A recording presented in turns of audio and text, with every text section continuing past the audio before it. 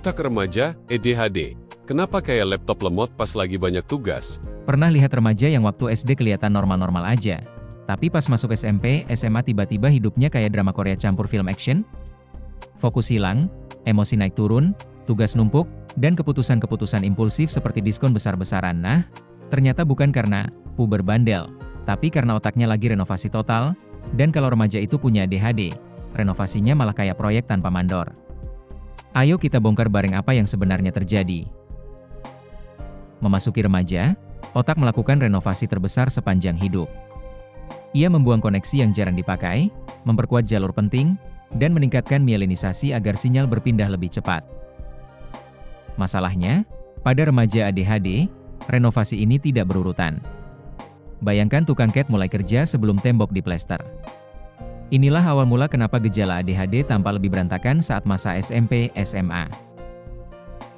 Pada masa kanak-kanak, ADHD lebih kelihatan secara fisik, gelisah, sulit duduk, banyak bergerak. Namun ketika masuk masa remaja, gejalanya bertransformasi menjadi persoalan fokus, memulai tugas, mengendalikan emosi, hingga pengambilan keputusan yang lebih impulsif. Perubahannya bukan karena ADHD hilang, tetapi karena otak remaja punya tuntutan baru. Saat sekolah makin sulit dan hidup makin kompleks, kekurangan di area eksekutif makin kelihatan.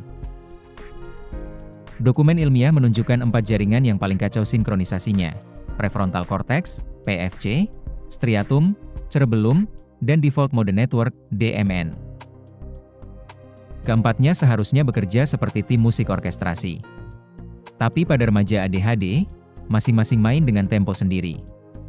Jadinya bukan musik, tapi kekacauan. PFC mengatur fokus, rencana, prioritas, penilaian risiko, dan kontrol emosi. Namun pada ADHD, perkembangan PFC lebih lambat dari yang seharusnya. Akibatnya remaja ADHD kesulitan mempertahankan perhatian pada tugas monoton, sulit mulai mengerjakan PR, tidak konsisten membuat keputusan, dan emosinya mudah memanas seperti kompor gas bocor. Striatum adalah pusat reward otak.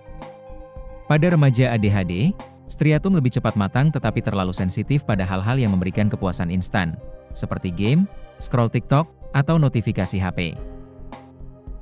Karena PFC belum matang, striatum jadi bosi. Ia mendorong remaja untuk memilih hal yang menyenangkan sekarang, dibanding tugas penting yang hasilnya baru terasa nanti. Default mode network aktif ketika kita melamun atau berpikir ke dalam. Tetapi pada remaja ADHD, DMN menyalahkan ketika sedang berusaha fokus. Hasilnya, fokus bocor setiap 5-10 detik, membaca satu halaman butuh waktu seperti membaca novel tebal, dan pikiran terus kembali ke hal-hal tidak relevan.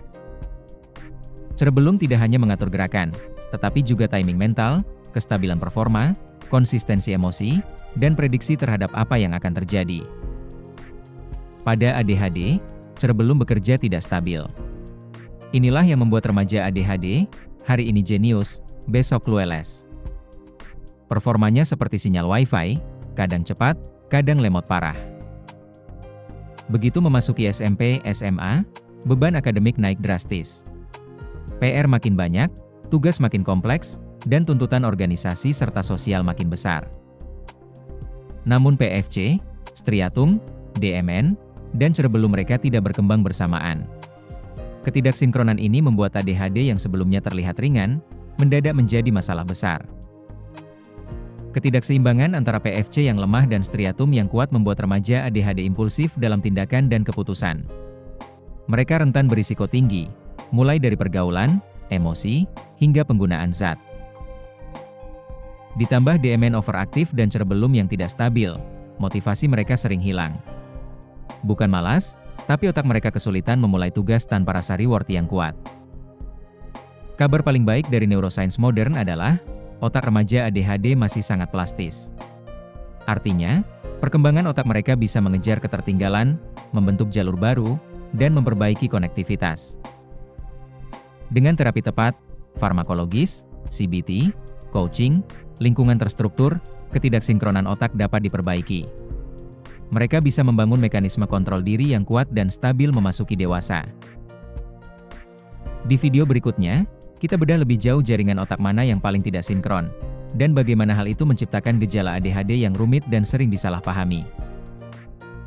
Subscribe, like, dan bagikan video ini.